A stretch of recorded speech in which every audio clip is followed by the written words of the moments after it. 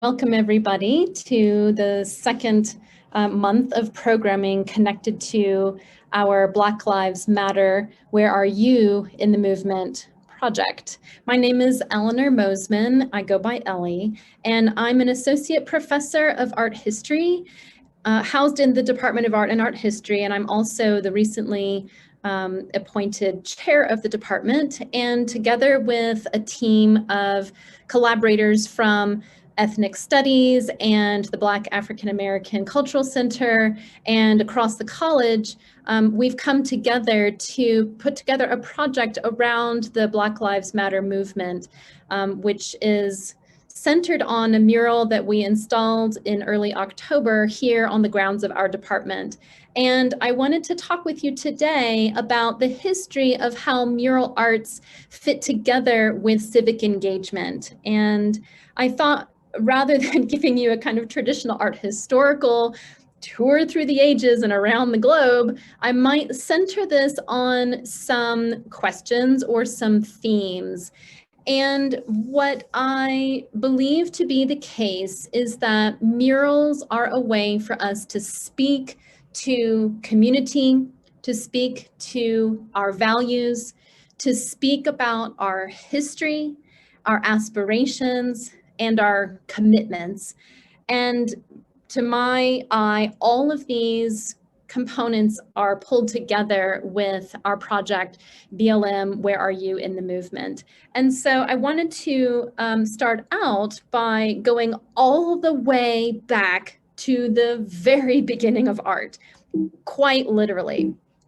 So at the inception of the emergence of art by the human species, and we're the only species that does this, we have this phenomenon of literally painting on walls. And the earliest known cave paintings that we have from anywhere in the globe is at Chauvet in France, in the Dordogne region.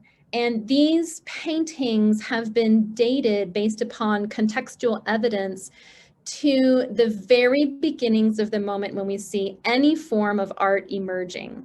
So art in this time period, when we have people who are moving about from site to site based upon following their food and seeking shelter, we see small objects, we see body evidence of body painting, and we know that from shells that are filled with ochre that would have been used for body paint. And we also see cave art. And Chauvet is a place where we see the very earliest form of mural painting. And this is also coincident with the emergence of visualization in order to speak to the values of community and community connections. Anthropologists, archaeologists, paleontologists, art historians, sociologists, historians, cultural specialists have been working for decades, for over 100 years, on the question of why people painted on the walls of caves. What was the purpose? When did they do it? Did they do this in places where they lived? Did they do this in places that were connected to ritual actions? And the truth lies probably somewhere in between all of those questions, where there may have been several different reasons and several different locations for the kinds of paintings that we see in the historical record. What seems to be the most common approach is to use walls deep within caves as a place for inculcating a sense of belonging. It seems that based upon the archaeological evidence of what remains behind in the caves, these were not places where people were living. They were not places that would have been frequented. They were places that would have been accessed specifically for particular seasonal or periodic encounters, where specialists who would be painting on the walls would also be more than likely doing some narration and some passage of information from one generation to the next. And this suggests that the cave paintings may have been connected to something like initiation, which we see in historical cultures. So what we're looking at here is prehistoric, and in historical culture, so after the formation of writing, we start to see evidence for initiation practices where youth are brought into the fold of the community. And so the types of things that we see painted on the walls include, by and large, animals, not necessarily the ones that people would have been hunting for food. It could have also been animals that carried apotropaic value or spiritual value. We also see elsewhere caves with paintings that do have human features. So in some caves we see handprints. So literally, here I am, I belong, I'm a part of this, I was here. And in the case of the very famous cave paintings of Lascaux, also in the Dordogne Valley, we see, in addition to the types of paintings of animals, some of which may have been hunted, some of which may have been spiritual, maybe even considered to be ancestors, we also see figuration. So this is very rare and speaks to the idea of paintings on walls as a place for the expression of community. In this case, we see a male figure, perhaps obvious from his physique, and a staff with a bird on the end as a finial, and we see a bison, a pair of bison, and one of them appears to be gutted. So this could be a scene that is telling a narrative. There seems to be some type of a story that is unfolding here. And storytelling is a quintessential way that we can connect people within a community to each other, as well as to a history, to practices, to mythologies, to different forms of storytelling or different types of narratives that hold us together as a group, as a culture within our communities. And so my point here is that this aspect of wall painting, of painting murals, as we'll later call them, is connected from the very first moment that humans begin making art with the idea of forming community. Another aspect of wall painting, which we speak of as murals, comes into play when we want to express our values. And in the case of the Renaissance period, in this example in Italy, we have the town hall in Siena, the Palazzo Pubblico. And this is on a wide open square that would have been the gathering place for the entire city of Siena. And the interior of this space is decorated with none other than murals, with frescoes. And the artist who created these is Ambrogio Lorenzetti.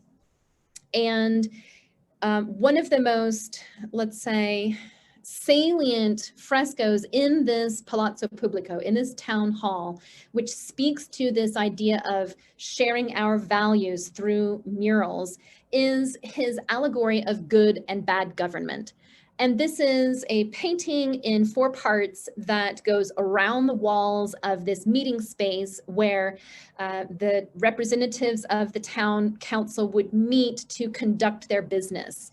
And these, as such, these murals would have been a constant visual reminder to those who are enacting government, literally creating the policies, making decisions, carrying out the business of the government. They would be reminded by the scenes that surround them in the room where they meet to think about the consequences of their actions. And so we have on 2 walls in this space paintings that lay out what happens when government is bad. And then on the other 2 walls in this room, we have the benefits that come to a group, to the city, and its surrounding sphere of influence when government is good. The slide that I'm showing you here is one of the scenes of good government. And you'll notice on the right-hand side of the image, you see a view into the interior space where the devil is presiding over a group of councilmen. And This scene is speaking very directly in the language of the people without words, so that you don't have to even be literate to get the point. Speaking about what happens when government is led by those who perhaps do not have the best interest of the people in mind. And so from this scene where the devil presides over government, here on the right, we have the flow out towards the left, and you'll have to just understand that this fresco has been damaged. It's quite old. It's from 1338. And so the parts that you can see that remain, they actually display an allegory of what what the effects of government look like when that government is doing a poor job. So the kind of consequences are laid out visually in this place for the town council to be reminded of. So here's bad government enacted in a city. The adjacent scene shows us what happens when bad government is enacted in ways that impact the country. So the effects of bad government on the countryside. And this part of the fresco is also badly damaged. So you see kind of ghostly figures. That's not purposeful. That's because of abrasion, where the paint has been rubbed, or there's been water damage or other losses to the fresco. Nevertheless, if you look smack dab in the middle of this scene, you can see a stand of houses, and they look to be on fire. And if you look above them on the hillside, you see derelict buildings. There's a ruin. It appears that things have totally fallen apart. The fields are fallow, they're barren. We don't have grazing. We don't have active, productive use of the land. This is what happens with mismanagement of the government and its effect that spills over into the countryside. And I'm just going to walk you through the other two parts of this and circle back to my point connected to murals.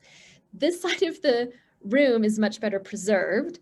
And this is one of the two walls where the effects of good government are displayed. This one shows the effects of good government in the city. And right in the middle, in the foreground, you can see a group of dancers holding hands and moving to the beat of a tambourine. You can see traders who are peacefully passing on their horses through town. You can see donkeys that are carrying their burdens to market. You can see tradesmen who are in their workshops productively enacting their trade. You can see the residential windows of the houses of the town up above, where everything is peaceful, everything is harmonious, things are working well, and systems are in place, and people are getting along. This is the effects of good government. So this is speaking in allegorical terms to how it is that we benefit from good government. This is the scene as it unfolds beyond the pink city gate out into the countryside. So when good government is enacted well, then the benefits extend out to the land and vice versa. So good management of agriculture, good management of herding and grazing, good management of roads and infrastructure, safe passage for travelers and tradesmen, etc. And so you see the productive use of the land. So coming back to this point, this is a set of frescoes in one room that speak to our values. Ambrogio Lorenzetti here in the Palazzo Pubblico in Siena is saying visually that we must enact good government in order to benefit as a population, to benefit as a city, to benefit as people who need the productive use of the land to support the actions of citizens within the town itself. So this is a place where murals are being used to visually characterize the values of the city. And this is yet another way that murals can thread out into who we are as a broader population and how it is that this all fits together. So you can feel very much that speaking to our values also connects to community and community formation and maintenance. My third point is that murals can also speak to our history. Very famously, the Mexican muralists were engaged in telling the history of Mexico for the benefit of the new Republican government in the 1930s and into the 40s. Diego Rivera was one of the cornerstones of the Mexican muralist movement. He came back from his education and early years in Paris to be engaged with nationalistic efforts to support the Mexican regime as they were making radical changes to the formation of government. So this was moving in more of a socialist direction. And Rivera and his colleagues, like Orozco and others, used imagery that was legible, that was figural, that was largely naturalistic, in order to recall the high points of the history of Mexico. And in this case, what we see is one of several panels of a mural. This particular one tells this history of or relates to the history of the city of Tenochtitlan. And this is a place where the Mexican muralists were able to make a connection between contemporary history or the contemporary moment and the deeper underpinnings of the history of the nation. And so in this case, once again, you have murals that are visually telling their story. You would have these murals benefiting visitors to the National Palace, which is a seat of government, who may be literate, who may not be literate, and these stories that are told visually would provide access to that history and to that shared sense of national identity in ways that would be inclusive, that would not depend upon someone having an education. You could,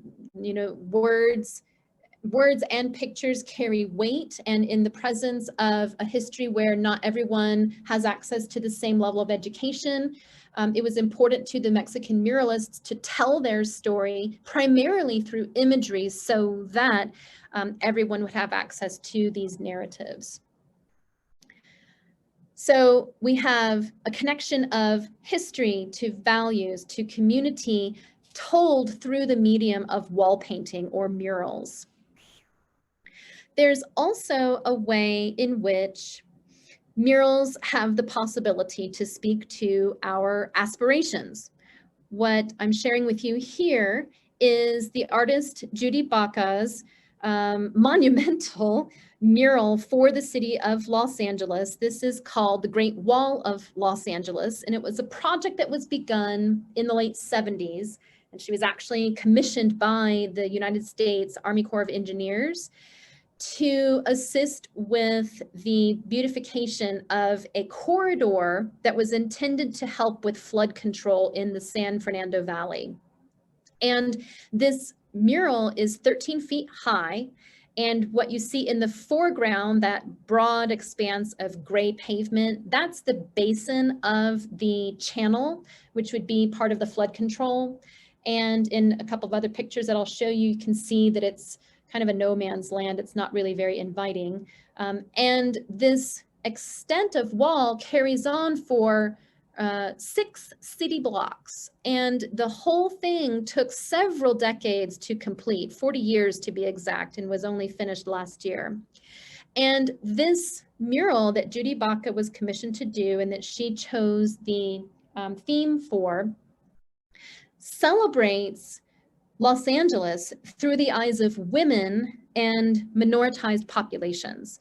And individual segments tell individual components of a history, tell stories and anecdotes about famous individuals, of anonymous individuals, of moments in time, of parts of the city's history.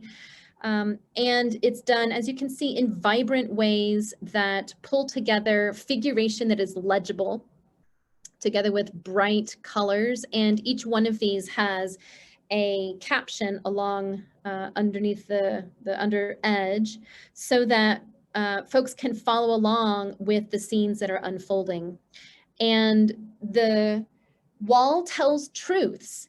It tells about both our history, it tells about our values, it connects the people within the community to each other and to a sense of community.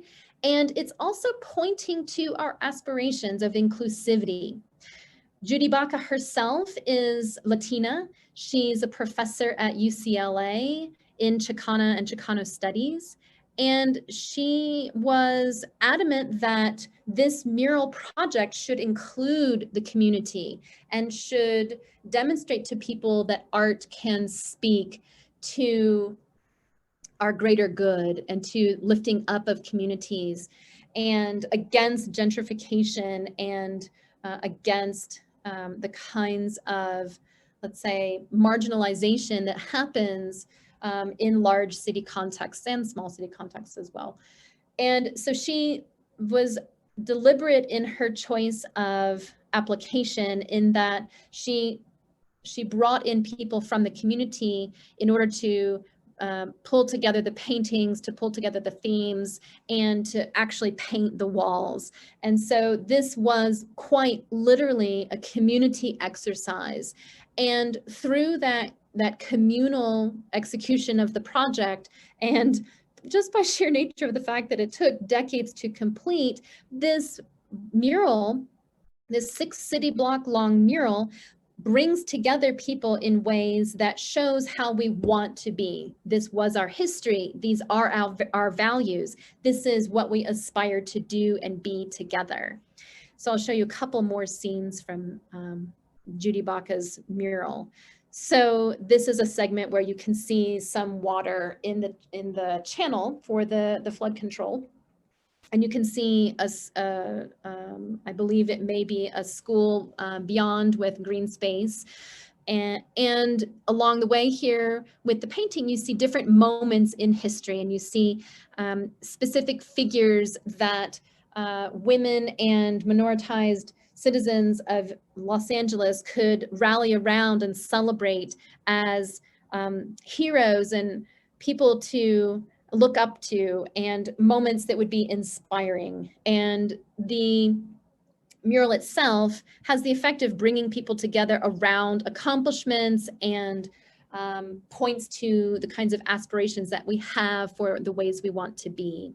This segment of the wall features scenes from civil rights, and the wall itself is a reminder of the ways in which our efforts to improve society can be recorded and shared with others for generations to come. And so this aspiration of telling a story through visual means, in this case with these captions to share out what the moment in history is. This is a way of educating.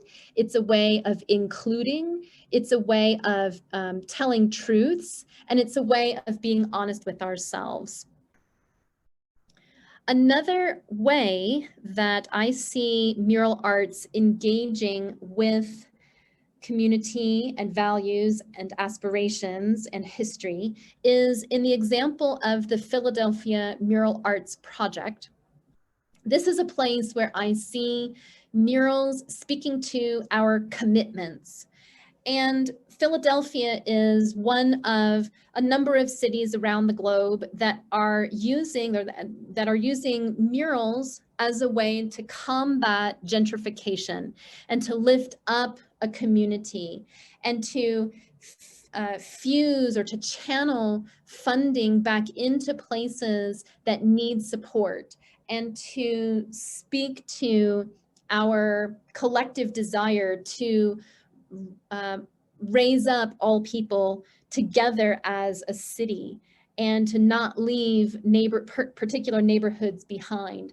And these murals are by many different artists. The city commissions individual artists to paint particular panels, and the project is ongoing. I've included the URL for the Mural Arts Project in my caption here so that you can look at some of the other examples as well. This is something that lots of cities are engaged with, thinking about how we can remain committed to the betterment of our cities, to the betterment of our communities, to the influx of funding into places that have seen seeing gentrification, or that have seen abandoned lots and closed businesses, etc. Perhaps a shout out to the grad students in our department who just painted a mural for the Rhino Crush Walls event in Denver. The River North District for 10 years in Denver has had a mural arts event, a street art event, where a former warehouse district of the city is being revitalized as an arts district. And murals have been a way to bring together the community and to point to the commitment of the city of Denver and the citizens within the various neighborhoods to the arts and against gentrification, and for the sense of belonging and for a sense of the betterment of all in the city.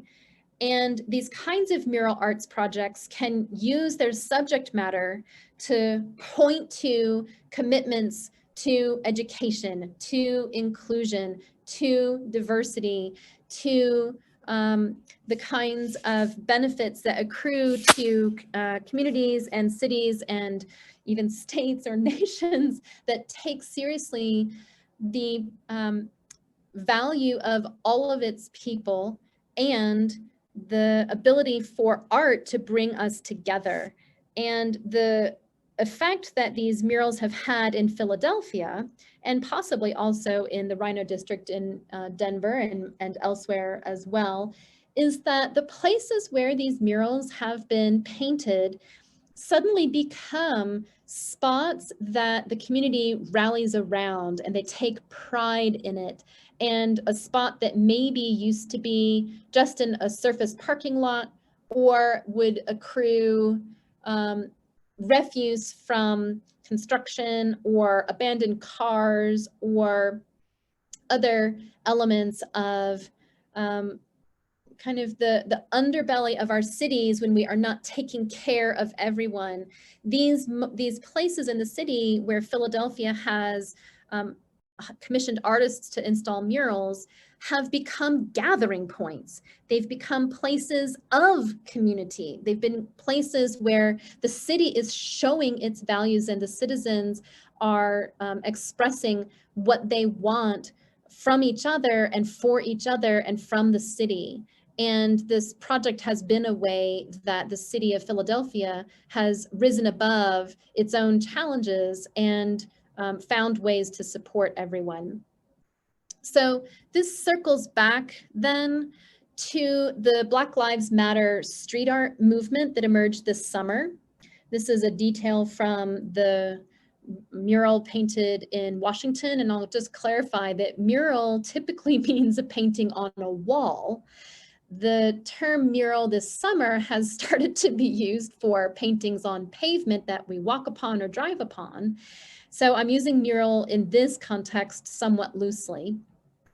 And the paintings that we saw in Washington and in New York and in San Francisco and other places around the nation have been popping up in public spaces, have been popping up in educational spaces, have been occurring in locations where the community has come together and said, we want to use a means of making connections to community, of speaking to our values, of inculcating our aspirations and declaring our commitments.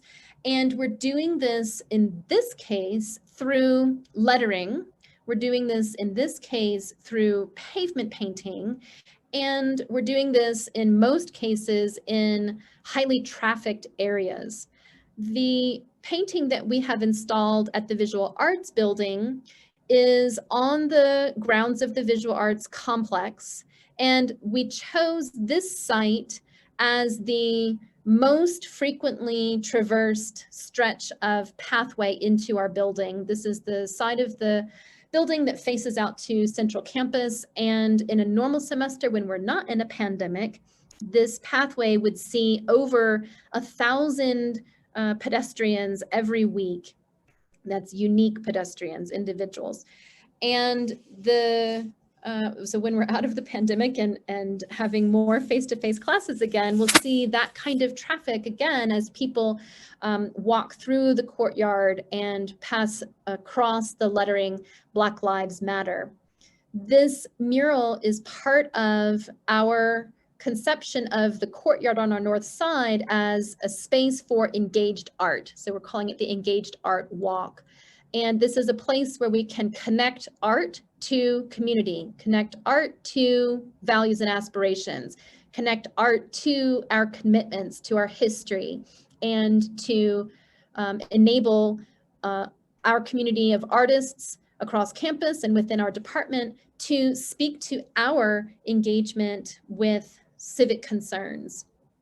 And I want to just close the kind of lecture component of our time here by just reiterating that when we consider how it is that we can build community through art and use murals as a means for declaring what is most important to us and where our commitments lie and what we aspire to be as a community, in this case, perhaps as a university community, and where we have come from and the seedier parts of our history, the stronger parts of our history, how we want to make history, what we would like for those who come after us to think of when they look back upon this moment in history, we can begin to see that there's a whole lot more to the summer's emergence of these paintings stating Black Lives Matter on pavement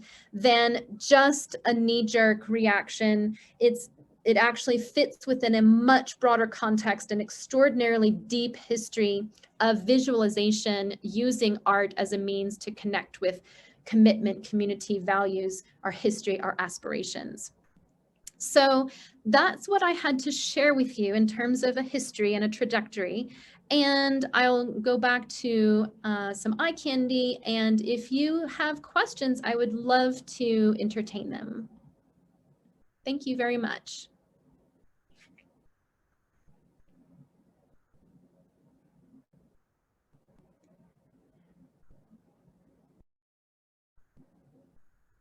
Does anyone have any questions they'd like to share?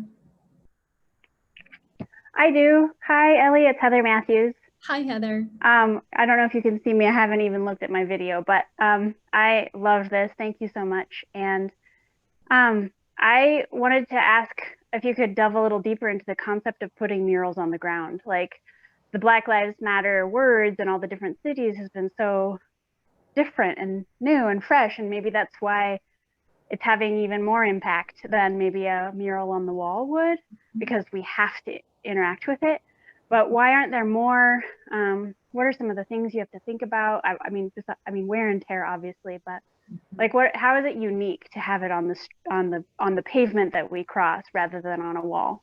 That's an excellent question. So there is a parallel to painting on walls, which is making mosaics on the ground. We do sometimes also see mosaics on walls historically, but from a very early period, as perhaps as early as the earliest ones that I'm thinking of right now are from the Roman period. There may be some that are earlier. Just thinking about that for a second. The earliest ones that I'm thinking of right now are mosaics, decorative mosaics on the ground in the Roman period. And oftentimes these mosaics are figural, they are decorative, sometimes they are narrative, sometimes they have animal figures or shell figures, sometimes they have decorative meander figures. There are famous ones that tell the narratives of battles from history, and the purpose for doing mosaic, and these early mosaics would have been formed of colored pebbles initially, and in some cases, more often on walls, they would be cut glass or tesserae. And these are much more durable than paint. Paint on the ground wears off really fast. And the paint that we've used at the Visual Arts Building is in keeping with the movement around the Black Lives Matter street paintings. We're using traffic paint in this case, which is much more durable. But these Roman mosaics would have used colored pebbles or colored and cut glass, which is very durable. And so there actually is a history of creating imagery on the ground, just not as a painting on the ground.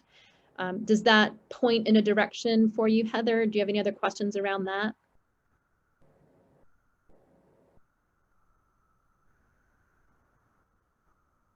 Or are there other questions?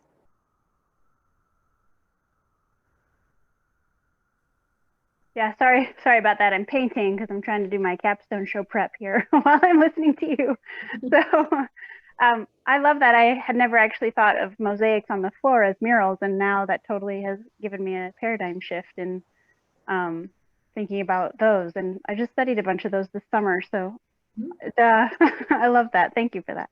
Yeah, and I would just in terms of kind of parsing differences, the mosaics that are on the ground would be considered pavements, whereas paintings or paintings on the walls would be murals.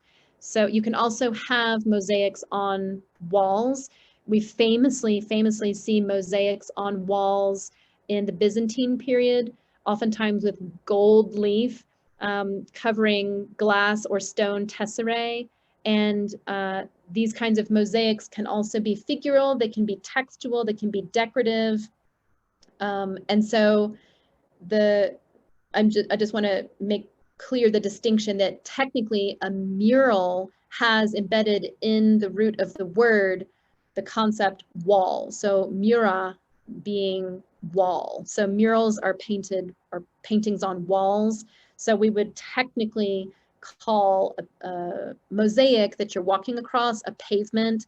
And in all of the things that I've written for our project, I describe our installation as a pavement painting because it's not a wall.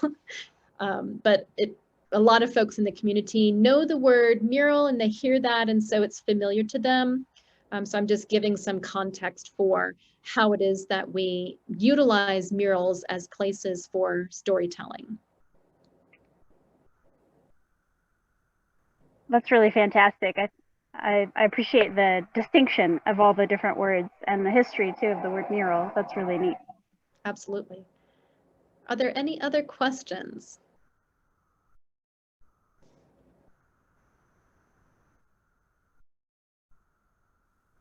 I have another one, but I can't see the chat, so just let me know if I can go again. Okay, sure, go ahead. I was just wondering about why in this context, I mean, it makes sense that we would use the yellow Black Lives Matter letters because that sort of stands in solidarity with the other people who have done those murals on the streets. But why this and not some other type of mural experience at CSU? And also along with that, are there any intentions to do more mural type paintings to show CSU's intentions and commitments? Yeah, those are both really great questions. We thought very carefully about whether we would go with the yellow lettering from the earliest paintings that were cropping up this summer, or if we would go with a more expressive approach, which we've seen across the nation in some spots and globally, the Black Lives Matter painting, the paintings connected to the Black Lives Matter movement that have been cropping up worldwide have a wide range of approaches. In some cases, colorful lettering, in some cases, each letter being commissioned separately from a different artist, and each letter having, in that case, its own unique flavor and connected to an individual maker. And ultimately, we decided to go with the origination with the Washington installation. And we have in mind, so to your second question, we have in mind to have rotating exhibitions or installations in this space in the Engaged Art Walk, where additional works of art will be displayed. We're considering the possibilities of using some of our blank walls as a projection space. We have right now a labyrinth of stones. We could do something different on the ground. We could have sculpture in the round in that space. And we are planning to have a proposal process each summer or each spring so that in the summer we can develop the next iteration of what happens in this engaged art walk. So there will more than likely be other pieces that accompany the Black Lives Matter pavement painting while it's still installed. And then there's a separate project that we have approval for in painting actual murals, so on the walls of the exterior of the visual arts building. And that's project that is in, the project has been approved, and we are seeking proposals for the first round of murals that will be installed. And there are some ideas around that for how to extend a sense of diversity, equity, access, and inclusion as a theme and as part of the kind of staffing of that project. And I can't say more about that right now because we're in the proposal stages, but that's coming soon to a wall near you. And I believe that the first location where we will have our mural initiative on the walls of the exterior of the building will be on the northwest corner, kind of close to the stadium, but facing out towards campus. So those are some ways that we are doing some things with concepts of murals and concepts of public art in the space around the visual arts building. The university has its own system of kind of vetting proposals for public art and providing spaces for open discussion. And we conceive of this project as fitting within that broader schema. And we want to put this project out into the campus community as a space to invite conversation, as a space to engage with our fellow students, faculty, staff, administrators, everyone connected to CSU, as a space to think about how we can do better in supporting Black and African American members of our community. And this project is connected to educational programming. Today's lecture is part of that.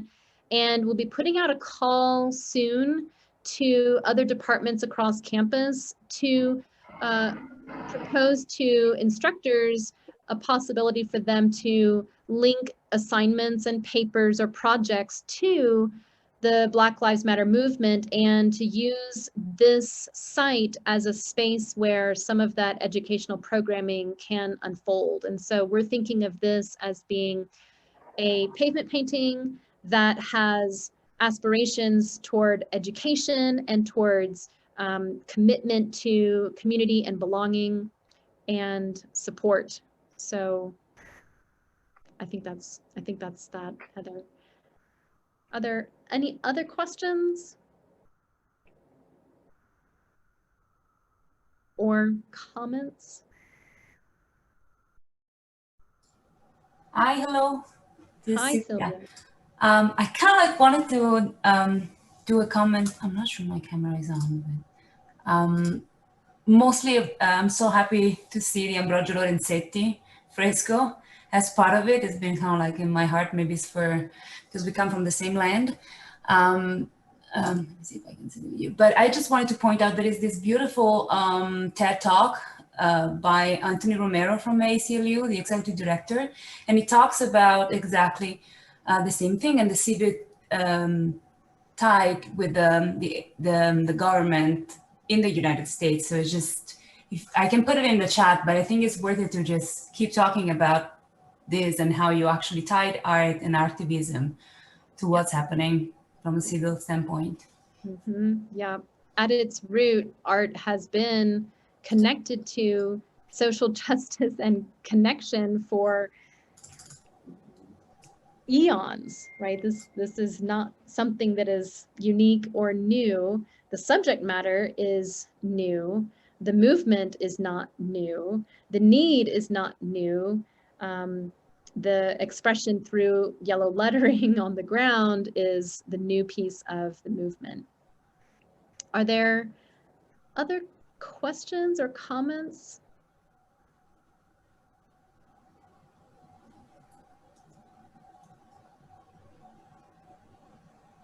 Well, if not, I will thank you very much for joining us today, and stay tuned for wonderful programming that we have coming up through next semester and into the summer. And we look forward to seeing you right back here for more of educational questions around Black Lives Matter. Where are you in the movement? Thanks, everybody. Have a good afternoon.